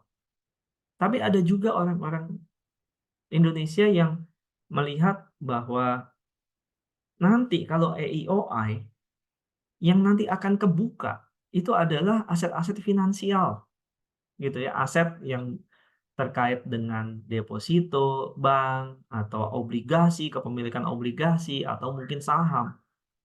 Bagaimana dengan aset non finansial? Itu mereka pelajari, oh ternyata belum terlalu kebuka gitu ya dari AEOI itu. Maka mereka mengkonversi nih. Dia konversi kepemilikan atas aset finansial itu, dia belikan apartemen, aset-aset fixed aset ya, atau immovable property gitu. Nanti kalian akan pelajari di dalam tax treaty. Aset-aset yang tidak bergerak. Sehingga apa? Orang Singapura itu komplain. Gara-gara kebijakan AEOI, gara-gara kebijakan tax amnesty, ini sekarang harga apa namanya, properti di Singapura naik nih. Banyak orang Indonesia mengkonversi dari uang menjadi kepemilikan atas apartemen. Sehingga demand-nya naik, harga properti naik. Nah, singkat cerita, sekarang itu kan tadi intermezzo, cerita-cerita zaman dulu ya. Nah, sekarang gimana kalau misal nih ada Tuan Budi di Indonesia, tetanggaan dengan Tuan Abdul. Abdul bilang, anak saya mau kuliah nih ke Singapura. Oh ya udah, kalau kuliah ke Singapura, pakai aja apartemen saya, sewa dengan harga murah deh sama tetangga. Oh ya udah, gitu saya bayarin, kata si Tuan Abdul. Apartemennya ada di Singapura, kepemilikannya dimiliki oleh Tuan Budi, Tuan Abdul di Indonesia, bayar kepada Tuan Budi melalui rekeningnya di Bank Mandiri, bayarkan kepada Tuan Budi rekeningnya di BCA. Jadi uang nggak pernah mampir ke Singapura. Uang tidak pernah mampir ke Singapura. Nah, dalam konteks ini gimana nih? Apakah penghasilan tersebut yang diterima oleh Tuan Budi bersumber dari Indonesia atau Singapura? Kan gitu tanyaannya. Nah, apakah Singapura berhak memajaknya atau enggak? Gitu kan. Dalam konteks ini, Singapura bisa memajaki, berhak memajaki. Kenapa?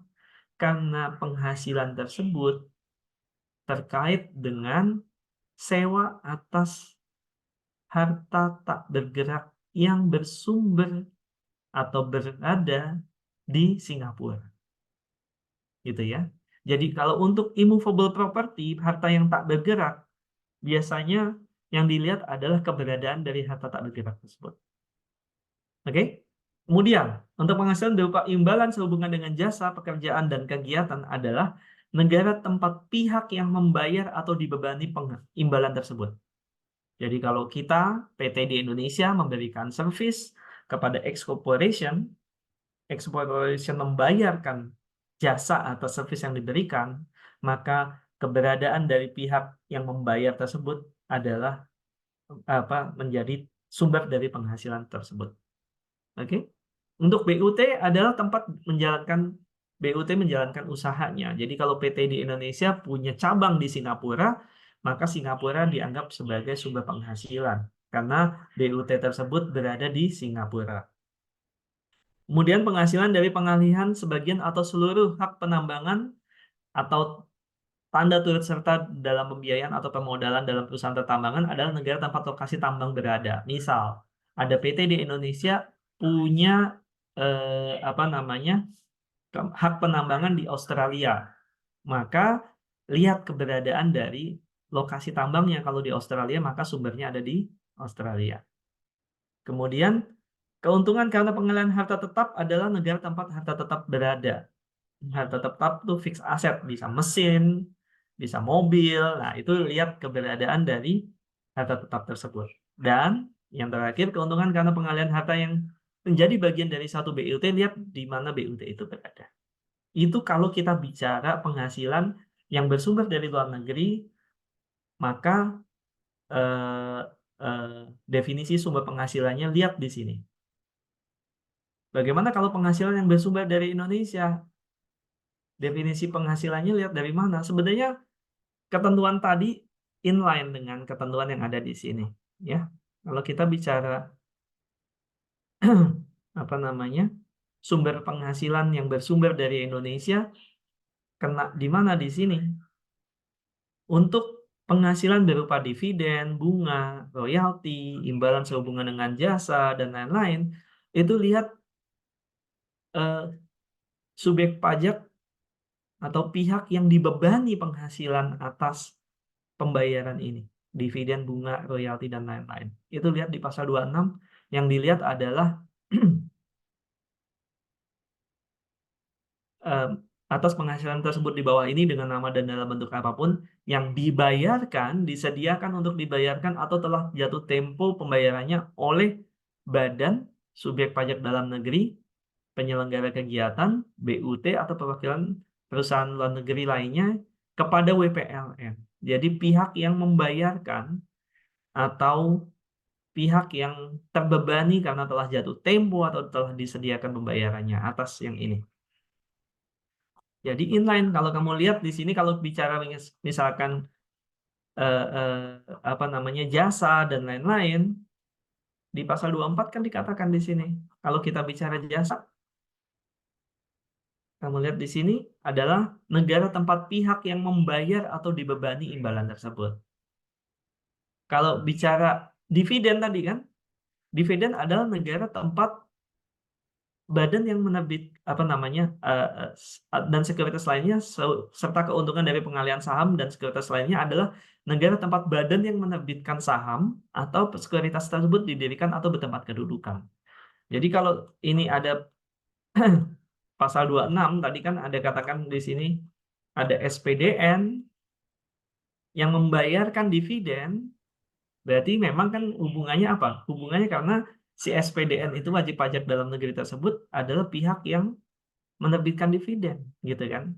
Nggak mungkin misalkan dividen PTA yang bayar dividen, tapi sebenarnya atas saham atau kepemilikan saham PTB. Nggak mungkin dong, harusnya PTB yang bayarkan dividen atas saham PTB tersebut. PTA juga sama, nggak crossing gitu. Dividen PTA dibayarkan oleh PTB, kan nggak kayak gitu. Jadi ketentuan di pasal 24 ayat 3 tadi, ini inline dengan ketentuan yang ada di dalam pasal 26 dalam kaitannya sumber penghasilan yang bersumber dari Indonesia dibayarkan kepada pihak asing. Jadi sumber penghasilan bisa dilihat di pasal 24 ayat 3 dan juga kamu juga bisa lihat aplikasinya di pasal 26. Seperti itu ya teman-teman di sini. Sampai di sini kita perlu lihat berarti kalau untuk sumber penghasilan perlu lihat jenis-jenis penghasilannya ada di 24 ayat 3 untuk penghasilan yang bersumber dari luar negeri yang diklaim menjadi kredit pajak di Indonesia. Untuk sumber penghasilan dari Indonesia, lihat di sini masing-masing di pasal 26 ayat 1. Secara garis besar 26 ayat 1 ini mengeksekusi hak pemajakan Indonesia atas penghasilan yang bersumber dari Indonesia yang diterima oleh WPLN. Nah, kamu lihat di pasal 26 ayat 1 penghasilannya terperinci hanya atas penghasilan yang tersebut di bawah ini. Di luar dari sini nggak boleh dipajakin di Indonesia. Oke? Lalu ada lagi untuk pembayaran misalkan di pengalihan harta di Indonesia ini secara spesifik disebutkan, yakni selain yang dikenakan pasal 4 ayat 2, karena kalau ada penghasilan yang diterima oleh orang asing atas kepemilikan anggaplah saham di Indonesia yang sudah listed di bursa yang berlaku tetap di pasal 4 ayat 2. Gitu ya. Tapi di luar dari 4 ayat 2 yang diterima atau diperoleh WPLN selain BUT di Indonesia, maka kena 20% dari PK Neto. Kayak gitu ya teman-teman. Jadi kalau untuk pengalihan harta ataupun penjualan harta di Indonesia, contoh jual saham atas PTA di Indonesia yang dimiliki oleh X Corporation, itu kena 20%. Tapi dikalikan dengan penghasilan neto. Nah, ini lihat lagi peraturan pelaksananya.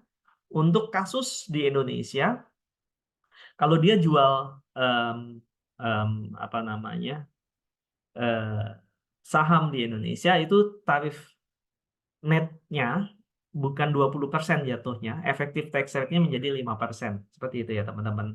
Ini lihat di peraturan pelaksananya. Tapi secara garis besar kalau yang lain-lainnya ini kena 20% dari gross payment-nya, dari jumlah pembayaran gross-nya. Ya, bayar dividen, bayar bunga, royalti, sewa, penghasilan lainnya. Maka lihatlah di dalam pasal 26 ayat 1. Kecuali yang di bawah-bawah ini ya, nanti ada pembayaran asuransi. Untuk premi asuransi juga dikenakan 20% kali penghasilan neto. Nanti kamu tinggal lihat peraturan pelaksananya, premi asuransi atau reasuransi, itu nanti ada penghasilan netonya berbeda. Untuk premi asuransi atau reasuransi. Ya. Baik, sampai di sini ada yang ingin ditanyakan oleh teman-teman di sini? Saya persilakan. Ini ada satu pertanyaan mungkin. Oh, maaf. Saya izin ke toilet. Oke. Nah, sekarang saya mau tanyakan, coba saya cek ada kasus nggak?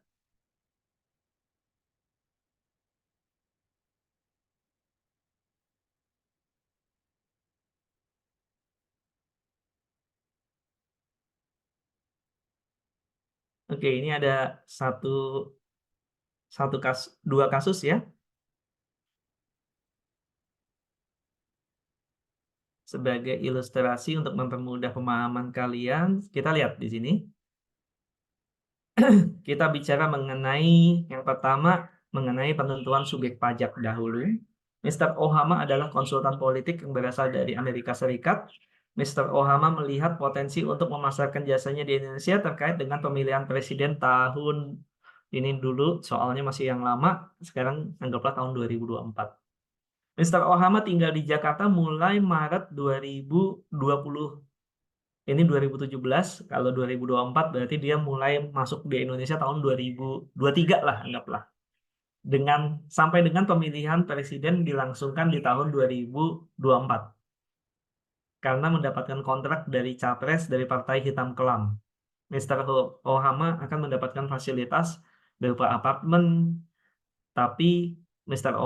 Ohama tidak mengajak keluarganya selama di Jakarta. Pertanyaannya, tax resident statusnya gimana? Nah, kalau kasusnya Mr. Ohama ini, dia Maret sampai dengan anggaplah April 2020. Ini kacau karena saya ganti-ganti tahun. Balik lagi ke contoh di sini aja ya. Dia pemilihan presidennya tahun 2018, tapi Maret. Dia hadir di Indonesia tahun 2017 sampai dengan pemilihan presiden. Anggaplah pemilihan presidennya di tahun 2018 di bulan April. Pertanyaannya, gimana nih statusnya Mr. Ohama? Nah, karena kontraknya dia menunjukkan dia bekerja 1 tahun, keberadaan dia di tahun 2017 lebih dari 183 hari karena kontrak kerjanya 1 tahun, maka ketika dia datang ke Indonesia, dia sudah dianggap berniat untuk tinggal di Indonesia. Karena dia niat untuk tinggal di Indonesia berdasarkan kontrak tadi, maka per Maret 2017 dia dianggap atau dia masuk dalam kriteria SPDN. Seperti itu ya. SPDN-nya kenanya dari mana? Karena niat dia tinggal di Indonesia. Oke? Nah, kemudian dari perspektif Amerika Serikat, dia tetap adalah sebagai SPDN. Kenapa? Karena Amerika melihat kewarganegaraan Mr. Ohama. Sehingga terjadi dual tax resident status. Oke? Dalam konteks dari perspektif Indonesia, dia adalah SPDN. Dari perspektif Amerika, dia adalah SPDN. Sehingga terjadi dual tax resident status. Bagaimana menyelesaikannya? Lihatlah tiebreaker rules atau ketentuan untuk menyelesaikan dual tax resident status ini. Nanti kalian akan pelajari pada sesi minggu depan, pada saat Ibu Ning nanti akan menjelaskan mengenai tiebreaker rules. Oke? Lalu kita masuk ke dalam source rule atau ketentuan sumber penghasilan. Di manakah sumber penghasilan dari A Corporation di Singapura menerima bunga dari PTA atas pinjaman yang diberikan kepada PTA. Nah, lihat siapa yang membayar atau dibebani bunga tersebut. Dalam konteks ini adalah PTA. Maka penghasilannya bersumber dari Indonesia. Kamu bisa lihat dari mana? Pasal 24 ayat 3. Itu kalau tadi kita bicara mengenai penghasilan yang dari luar negeri yang dikreditkan di Indonesia. Tapi kalau dalam kasus ini kan berarti sumber penghasilan bersumber dari Indonesia dibayarkan ke A Corporation. Kamu juga bisa lihat di pasal 26 ayat 1. Kamu lihat di pasal 26 ayat 1. A Corporation di Singapura menerima pembayaran royalti dari PTA atas pinjaman yang diberikan, kalau royalti atas pemakaian, maaf ya, atas pemakaian hak, misalkan merek dagang oleh PTA. Nah, ini gimana? Balik lagi, royalti ini dibayar oleh siapa? Yang dibebani siapa? Yang dibebani pembayaran royalti ini adalah PTA atas penggunaan merek dagang A Corporation. Maka dalam konteks ini, apa yang corporation? Maka dalam konteks ini, sumber penghasilannya dari Indonesia, yakni pihak yang dibebani dan membayarkan royalti tersebut. Atau yang membayarkan royalti tersebut, yakni di sini PTA. PTA kebetulan di sini dia yang dibebani dan membayarkan pula, gitu ya. Bisa jadi yang bayar orang lain, tapi dia yang bebanin, artinya nanti di reimburse ke PTA, gitu kan. Maka itu juga kebetulan di sini pihak yang bayar kepada A Corporation dan dibebani atas royalti tersebut adalah pihak yang sama, yakni PTA. Sehingga Indonesia dianggap berdasarkan ketentuan undang-undang domestik, penghasilan tersebut bersumber dari Indonesia. Berikutnya, A Corporation di Belanda menjual saham PTA yang dimilikinya kepada B Corporation di Amerika Serikat. Jadi jual belinya dilakukan di luar negeri sana. E Corporation jual saham PTA kepada B Corporation di Amerika Serikat. Indonesia berhak memajaki nggak atas penghasilan tersebut? Jawabannya iya. Kenapa? Karena penghasilan tersebut bersumber dari Indonesia. Loh, kok bisa? Yang jualan di Belanda, penjualnya, pembelinya di Amerika. Ingat, tapi saham yang dijual adalah saham PT di Indonesia. Karena keberadaan PT di Indonesia tersebutlah, saham dari PT di Indonesia itulah yang menjadi dasar bahwa penghasilan tersebut bersumber dari Indonesia. Ingat ya, kalau ada penjualan saham PT yang dijual di Indonesia, maka Indonesia berhak memajaki karena saham yang dijual adalah saham atas PT di Indonesia. Oke? Kemudian, E-Corporation dari Singapura menerima pembayaran atas buku yang dijual kepada Tuan A yang dibeli melalui internet. Apakah ada penghasilan bersumber dari Indonesia? Nah, ini yang perlu hati-hati ya. Kita lihat di dalam treaty. Ada nggak di sini, di dalam treaty disebutkan keuntungan dari penjualan barang, bisa buku, bisa bisa komputer, bisa lain-lain lah, bisa sepeda gitu kan. Dia beli barang nih. Jadi Tuan A membeli barang berupa buku, dia belinya melalui internet, anggaplah belinya dari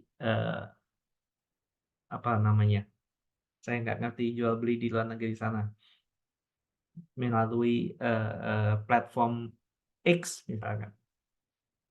Nah, gimana nih waktu dia beli barang tersebut? Ada keuntungan kan yang diterima dari si penjual. Si penjual tadi misalkan Mr. Y gitu lah. Bisa nggak dipajaki di Indonesia? Nah, ingat ya, pasal 26 ayat 1 ini adalah positive list. Artinya apa? Kalau tidak tercantum di sini, maka tidak boleh Indonesia memajakinya. Gitu ya. Kenapa? Karena dia hanya atas penghasilan tersebut di bawah ini terbatas. Di luar dari sini nggak boleh pajakin. Kecuali tercantum di sini juga, gitu kan? Nah, masalahnya, apakah ada penjualan atau pengalihan harta di Indonesia? Di sini tidak. Yang dialihkan adalah harta di Singapura sana. Misalkan si penjual di Singapura. Kena nggak di sini? Kalau di sini kan pihak yang membayar atau atau jatuh tempo atau disediakan untuk dibayar. Yang bayar adalah WPD Indonesia atas penghasilan di bawah ini. Lihat, dividen, bunga, royalti sewa, penghasilan lain sehubungan dengan penggunaan harta. Ini bukan penjualan harta, tapi penggunaan harta. Ya. Imbalan sehubungan dengan jasa pekerjaan kegiatan, hadiah, dan penghargaan, pensiun, premi swap, keuntungan karena pembebasan utang. Di luar dari sini berarti walaupun pihak yang membayarkan di Indonesia, itu nggak bisa dikenakan pajak. Nggak ada sumber penghasilan dari Indonesia. Lalu, pengalihan harta di Indonesia, ada nggak harta yang dialihkan? Enggak, kita sebaliknya beli barang dari luar negeri. Artinya apa? PPh 26 tidak berlaku di sini. Tidak ada penghasilan bersumber dari Indonesia. Pada kasus yang ini. Nah, tadi. Maaf. Pada kasus yang ini ya.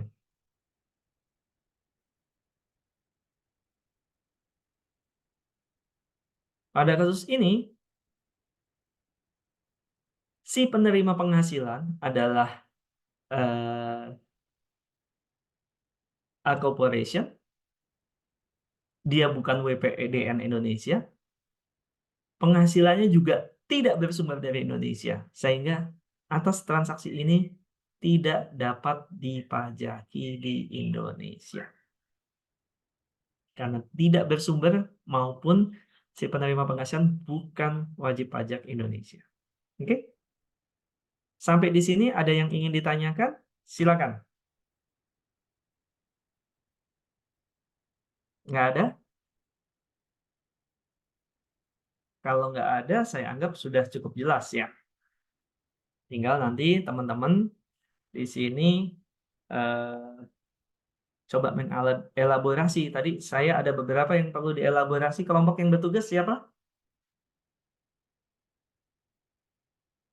Kelompok 2 yang bertugas siapa?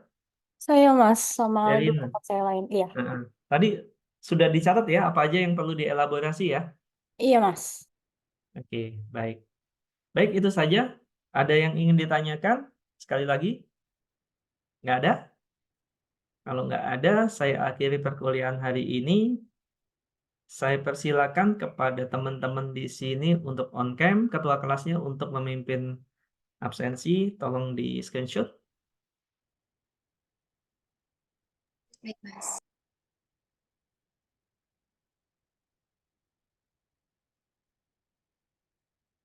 Di sini semuanya mahasiswa ADM Fiskal atau ada dari luar via? Nggak ada ya, semuanya dari ADM Fiskal. Karena dulu sempat ada mahasiswa dari